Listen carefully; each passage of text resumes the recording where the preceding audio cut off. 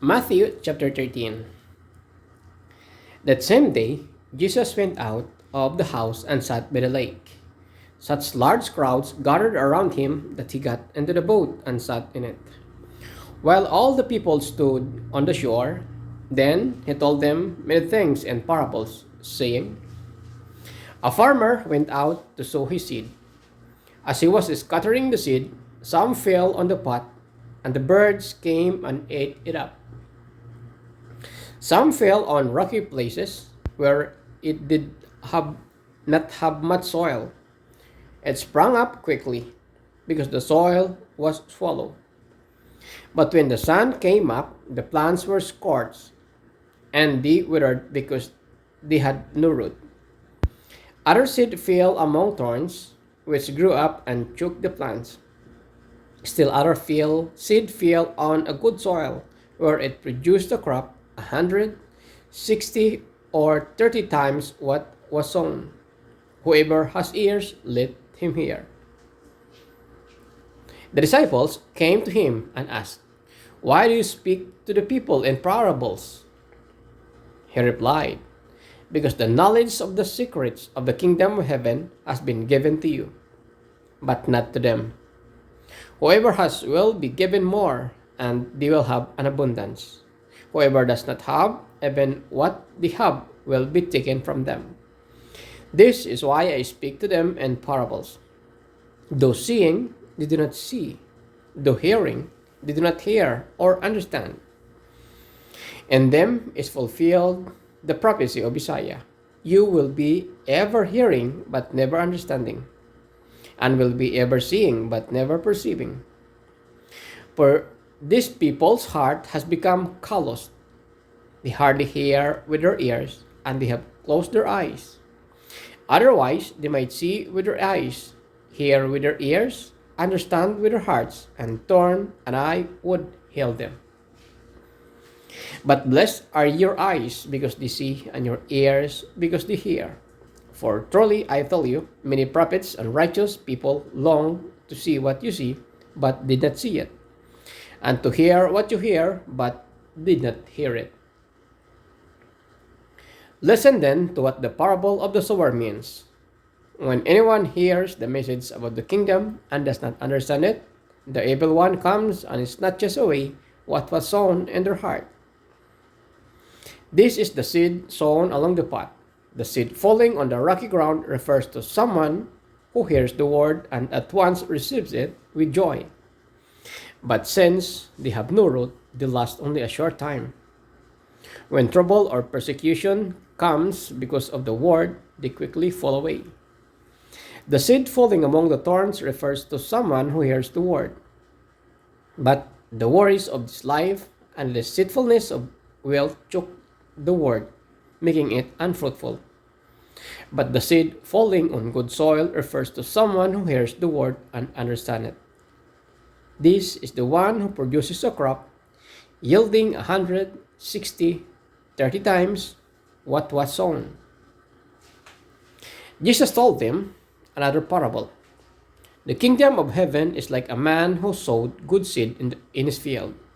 But while everyone was sleeping, his enemy came and sowed weeds among the wheat and went away. When the wheat sprouted and formed heads, then the weeds also appeared. The owner's servants came to him and said, Sir, didn't you sow good seed in your field? Where then did the weeds come from? An enemy did this, he replied. The servants asked him, do you want us to go and pull them up? No, he answered, because while you are pulling the weeds, you may uproot the wheat with them. Let both grow together until the harvest. At that time, I will tell the harvesters, first collect the weeds and tie them in bundles to be burned. Then gather the wheat and bring it to my barn. He told him another parable. The kingdom of heaven is like mustard seed, which a man took and planted in his field. Though it is smallest of all seeds, yet when it grows, it is the largest of garden plants and becomes a tree, so that the birds come and perch in its branches. He told them still another parable. The kingdom of heaven is like yeast that woman took and mixed it about 60 pounds of flour until it worked all through the dough. Jesus spoke all these things to the crowd in parables. He did not say anything to them without using parable. So was fulfilled what was spoken through the prophet. I will open my mouth in parables. I will utter things hidden since the creation of the world. Then he left the crowd and went into the house. His disciples came to him and said, "Explain to us the parable of the weeds in the field." He answered, "The one who sowed the good seed is the Son of Man. The field is the world, and the good seed stands for the people of the kingdom. The weeds are the people of the evil one. The weeds are the people of the evil one, and the enemy who sows them is the devil. The harvest is the end of the age, and the harvesters are angels. As the weeds are pulled up and burned in the fire, so it will be at the end of the age. The Son of Man will send out his angels, and they will weed out of his kingdom everything that causes sin and all who do evil.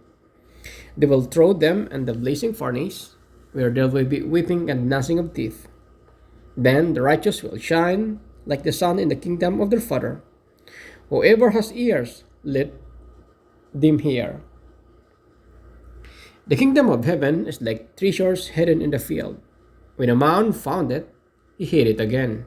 And then, in his joy, went and sold all he had and bought the field. Again, the kingdom of heaven is like a merchant looking for fine pearls. When he found one of great value, he went away and sold everything he had and bought it. Once again, the kingdom of heaven is like a net that was let down in the lake and caught all kinds of fish. When it was full, the fishermen pulled it up on the shore. Then they sat down and collected the good fish in baskets, but threw the bad away.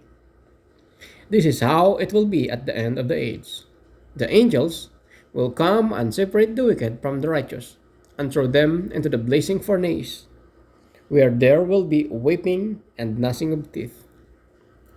Have you understood all these things? Jesus asked. Yes, they replied. He said to them, "Therefore, every teacher of the law who has become a disciple in the kingdom of heaven is like owner of the house who brings out of his storeroom and new treasures as well as old."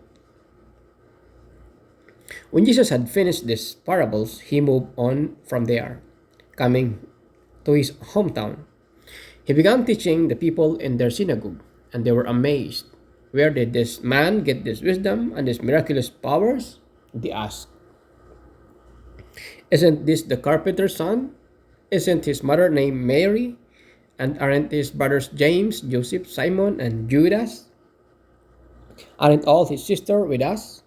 Where did this man get all these things?" And they took offense at him. But Jesus said to them, "A prophet is not without honor except in his own town and in his own home." And he did not do many miracles there because of their lack of faith.